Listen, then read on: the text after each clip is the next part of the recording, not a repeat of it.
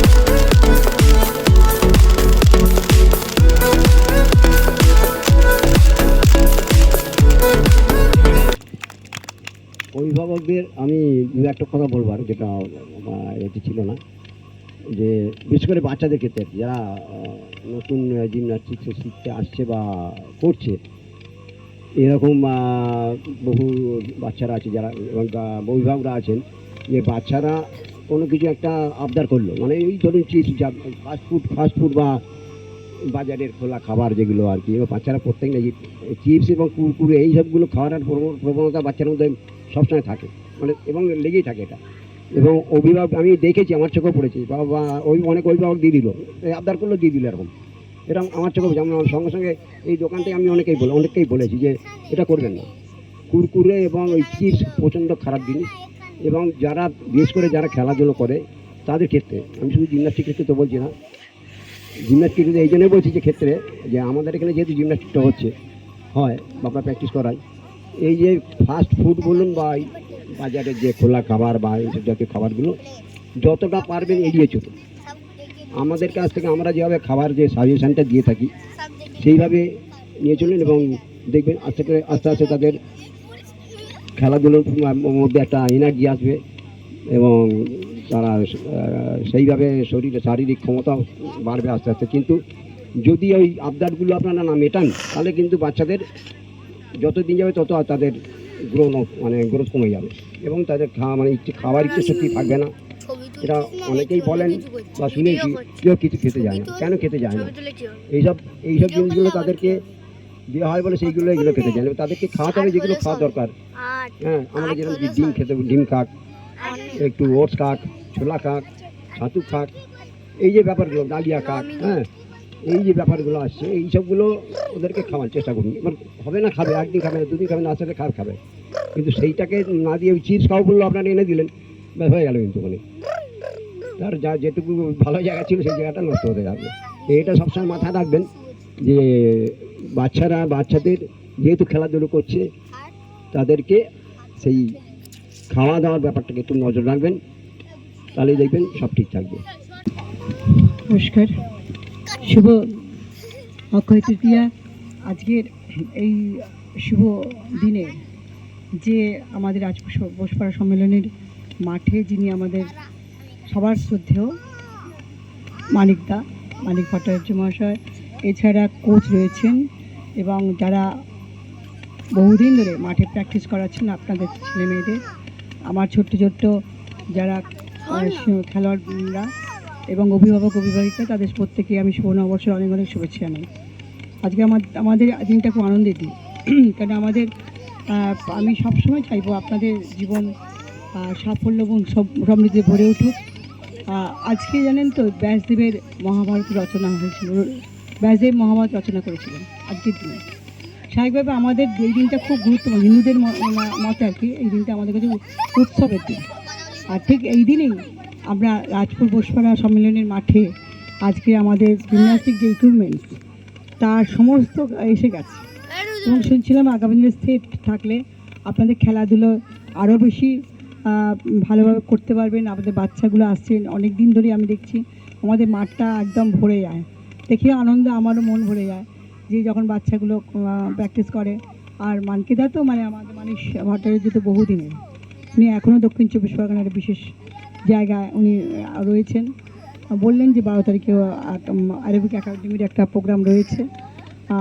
আমি চাইবো আপনাদের ছেলে মেয়েদের মাঠে আসতে, এই কারণেই দৈহিক এবং মানসিক যে গঠন সেটা কিন্তু অনেকটা নির্ভর করে এই জিমন্যাস্টিক। অবশ্যই আপনারা ভালো থাকবেন, সুস্থ থাকবেন। সবাইকে আমার অনেক অনেক শুভেচ্ছা, ভালোবাসা, অভিনন্দন, বক্তব্য শেষ করছি। নমস্কার।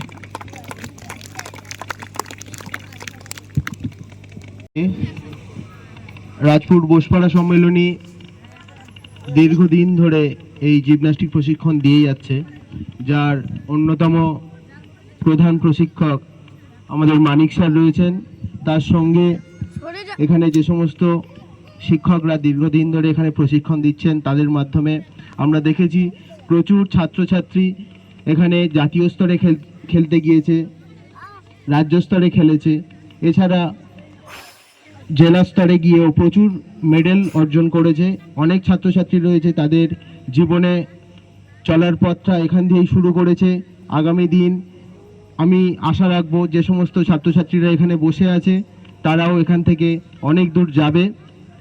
আমি মনে করি যে যে ছাত্রছাত্রী বা অ্যাপারেটাস একটা সংস্থার বা একটা প্রতিষ্ঠানের এটা প্রাণ যদি হয়, তার মেরুদণ্ড হবে আমাদের যে সমস্ত অভিভাবকরা আছে। কারণ অভিভাবকদের সহযোগিতা বা সহযোগিতা ছাড়া এই প্রতিষ্ঠান কোনোদিনই এগোতে পারে না। ছাত্রছাত্রীরা এই প্রতিষ্ঠানের যদি প্রাণ হয়, তার মেরুদণ্ড হবে অভিভাবকরা। তাই আপনারা আগামী দিন এরকমভাবেই পাশে থাকবেন। এই প্রতিষ্ঠানটিকে আরও বড় করা যায় কিভাবে, সেটা নিয়ে সবাই চিন্তা করবেন। কারণ আপনাদের চিন্তা আর আমাদের প্রচেষ্টা মিলিয়ে এই প্রতিষ্ঠান আগামী দিন অনেক বড় হবে, এই আশা রাখবো। এটুকু বলেই আমি আমার বক্তব্য শেষ করছি। ধন্যবাদ।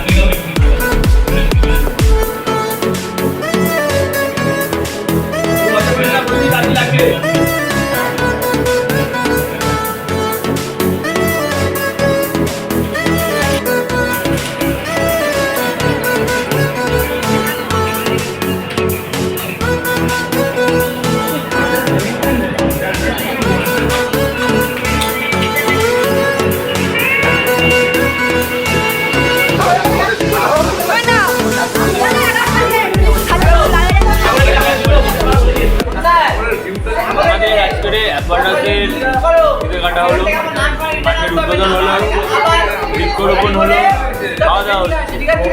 তো যারা এসছো তাদের খুব ধন্যবাদ যে আমাদের এই অনুষ্ঠানে অংশগ্রহণ করার জন্য এবং আজকে আমাদের এই সবার লাস্টে আমরা খাচ্ছি। ভালো লাগলো সবাই আজকে আমাদের ধন্যবাদ জানাই যে আজকে যে অনুষ্ঠানটা হচ্ছে তার পেছনে হচ্ছে সব থেকে বড় কারণ হচ্ছে টোটাল হচ্ছে গার্জেন। এই গার্জেন না যদি আমাকে সহযোগিতা করতে তাহলে আমি এগোতে পারতাম। প্লাস হচ্ছে আমাদের সাথে যেভাবে কোচরা ভালো সহযোগিতা করছে নাহলে আমি এগোতে পারতাম না। আমাদের একার কোনো ক্রেডিট নেই, এখানে হচ্ছে প্রত্যেক গার্জেন প্লাস হচ্ছে প্রত্যেক কোচেদের ক্রেডিট। তাদের সহযোগিতা ছাড়া আমি এগোতে পারতাম না। গার্জেনরা যেভাবে আমাকে সাপোর্ট করেছে, এখানে কোনো ইন্ডিভিজুয়াল কারো নাম করতে চাই না, প্রত্যেক গার্জেন হচ্ছে প্রত্যেক গার্জেনের জন্য আজকের আমি এগিয়ে গেছি। এই প্রত্যেক গার্জেন না থাকলে আমি এগোতে পারতাম না। গার্জেনদের সহযোগিতায় আজকের আমরা এগোচ্ছি। আর আগামী দিনে আমাদের মনে করি যে আমরা এবছরের মধ্যে আমরা অ্যাপাটাস তৈরি করে দিয়েছি। আমি বলেছিলাম এপ্রিলের মাসের মধ্যে অ্যাপাটাস তৈরি করব, এপ্রিলের মাসের মধ্যে অ্যাপাটাস তৈরি হয়ে গেছে। আর আগামী দিনে আমাদের যে সেট আছে বা আমাদের যে একাডেমিটা কমপ্লিট করার আমি করে দেবো, সেটাও কিন্তু গার্জেনের সহযোগিতা।